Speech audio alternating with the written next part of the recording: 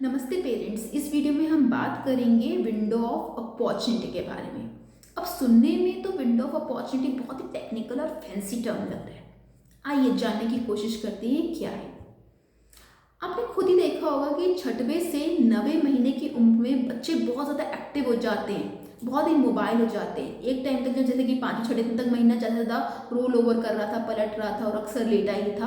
अब आप ग्रेजुअली देखते हो कि बच्चा एक्टिव हो गया है, या तो बच्चा घुटने के बल जाके कुछ हर चीज़ के साथ खुद पहुंच जाता है या हर चीज़ उठा के अपने मुंह में ले लेता है।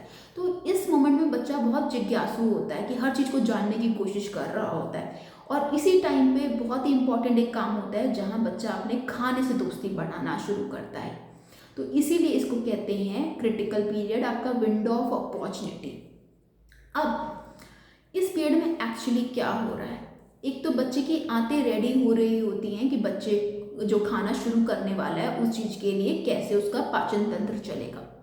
इसीलिए हम कहते हैं अन्नप्राशन, यानी कि जो कॉम्प्लीमेंट्री फीडिंग है वो हमें छठा महीना पूरा होने पर शुरू करनी चाहिए। छठे महीने पहले से नहीं, छठवा लगने पर नहीं करनी है, क्योंकि उस टाइम पे बच्चा रेडी नहीं है। तो इसीलिए अक्सर बेड्स में ऐसा किया जाता है, छठवा लगने पे करते हैं, जो कि गलत है। छठा पूरे होने का इंतज़ार करिए। इसके अलावा इस टाइम पे पीरियड में क्या हो रहा होता है, बच्चे के लिप्स, बच्चे के होंठ, बच्चे के खाने की जो जबड़े की जो मांसपेशियां हैं, और इसके अलावा उसके दांत भी थोड़े बहुत आने शुरू हो जाते हैं। इसके अलावा जीभ की जो मसल्स हैं वो भी एक्टिव हो जाती है कि खाने को कैसे हैंडल करना है, खाने को कैसे चबाना है, जब मुंह में आएगा तो कैसे बाइट करनी है, कैसे उसे चबाना है और कैसे फिर उसे निगलना है, या कैसे किसी स्ट्रॉ वगैरह चीज़ों से बच्चे को सक करना है। तो ये सब एक्टिविटी आपकी उसी टाइम पीरियड छठे से 9वें महीने पे आ रही है। तो इसीलिए खाने को इंट्रोड्यूस हमें इसी टाइम पे ही कर देना होता है। इसीलिए भी आपके एमसीपी कार्ड में सारे फूड ग्रुप्स की बात हुई है कि इसी टाइम पीरियड में इंक्लूड कर देने होते हैं। अक्सर इस टाइम का सही इम्पोर्टेंस नहीं समझी जाती है, जिसकी वजह से सबसे कॉमनली जो हम देखते हैं कि बच्चे फसी ईटर बन जाते हैं। कि बच्चे को पेरेंट्स लिख रहा है 1.5 साल का या 2 3 साल का हो गया कि मेरा बच्चा तो खाना ही नहीं खाता, और हम जब हिस्ट्री लेते हैं तो देखते हैं कि इसका खाना तो कभी ढंग से शुरू किया ही नहीं गया था। अब पेरेंट्स को 1 2 साल का जब बच्चा हो गया तब लग रहा है कि मेरा बच्चा नहीं खा रहा, लेकिन उस चीज़ की प्रॉब्लम की फाउंडेशन या नींव कहाँ थी, छठे से 9वें महीने पे, जहाँ बच्चे को खाने से दोस्ती बनानी शुरू करनी थी।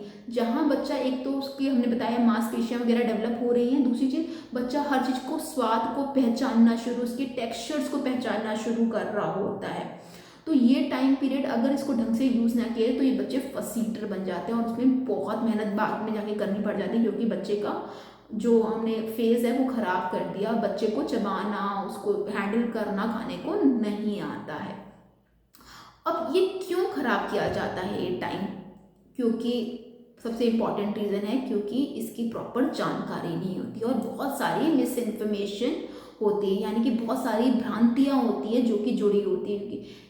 अगर ये पता भी हो कि छठे से 9वें महीने पीरियड टाइम पीरियड बहुत इंपॉर्टेंट है, लेकिन बहुत सारी भ्रांतियां हैं जो सदियों से चलती आ रही हैं कि अगर ये नहीं देना, इसके बच्चे के दांत नहीं निकलेंगे, अंडा नहीं देना, दांत नहीं निकलेंगे, घी नहीं देना, खांसी हो जाएगी, या पेट हरी सब्जियां नहीं देना, पेट चल जाएगा। ऐसी बहुत अनगिनत भ्रांतियां हैं।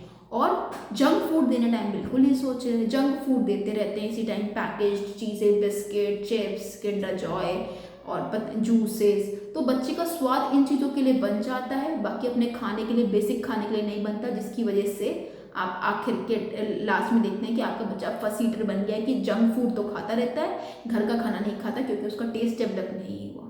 जैसे खाने से दोस्ती है ना, दोस्ती तो क्या है, जो क्लोज में रहेगा उससे बेटर दोस्ती बनेगी, जो दूर रहेगा उससे दोस्ती नहीं बनेगी। अब जब बच्चे के टाइम, जब छठे से 9वें महीने पे जो मेन दोस्ती बननी थी, उसको खाने से एक्सपोजर ही नहीं हुआ उसका, घर के खाने से, तो उसकी दोस्ती किससे बनी, जो उसको ऑफर किया गया, क्या किया गया, चिप्स, बिस्किट, जूसेस, मैगी वगैरह।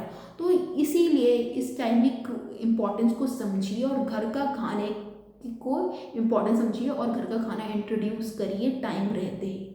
धन्यवाद।